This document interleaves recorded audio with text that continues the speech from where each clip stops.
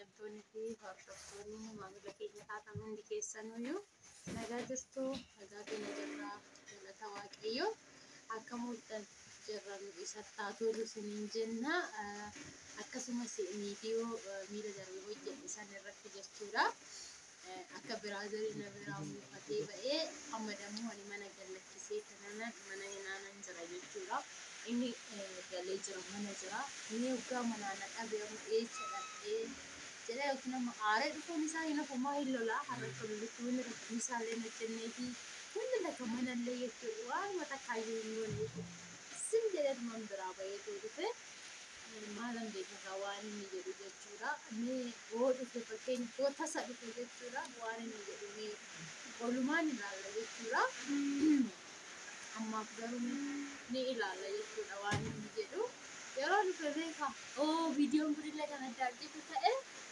ni ilaalla sinin jechuu jaaladha akkasumas immoo viidiyoo kana sin laayikii sheerii koomenti gochuu hin dagatinaayi sinin jechuu jaaladha akkasii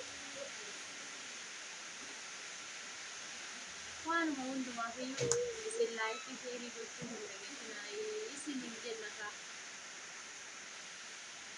garuu balballi alaan fakkaawaa jira irratti fakkaate isumatu firmaan maluu kana balballi alaan fakkaawaa jira har'a uleen nutti dhufuu nootti galuu noolu beenu sinin jenna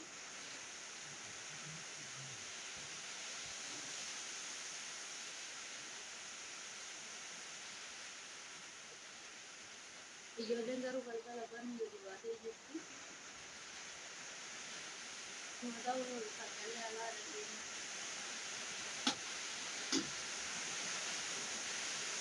seenaa eenyudhaan balbala alaan kaafatu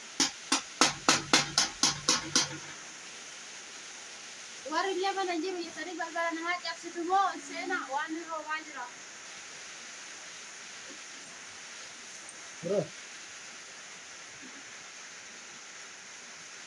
Malle, le due si cosa dentro? Marco da.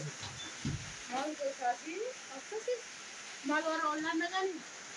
Ma dici che non dia, andate che c'è la danza, guarda, questi Racconta, ya di man te sta, da pare di man. vari Non si va. Arte padre di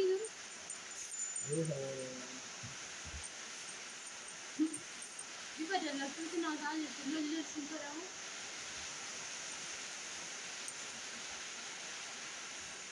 Malo sai. vari TV da mana ada. Malo di dare non tare. Ayo signora gliela tu rolle. Lumbar baca Allah kara. Waan miidiyaati miidiyaa irratti hojjennee jirra bu'aa toora kan waan gabe gadi lakkisuu hojjetee jira siin jedhee jira ballee laala. Kanaafuu kana inni gosa kana jechuudha Rakkoodha. Akkuma godha kaa'u dabdaabee si barreessu sitti meera bar ani viidiyoon hojjedhe malee homaa hin hojjennee rakkoo hin qabu miidiyaa irratti abbaan barbaade hojjechuu danda'a kun immoo miidiyaa kooti. Haasa'ee daa'imas qabaatee waan barbaades qabaatee wanti nama agarsiisa hin jiru.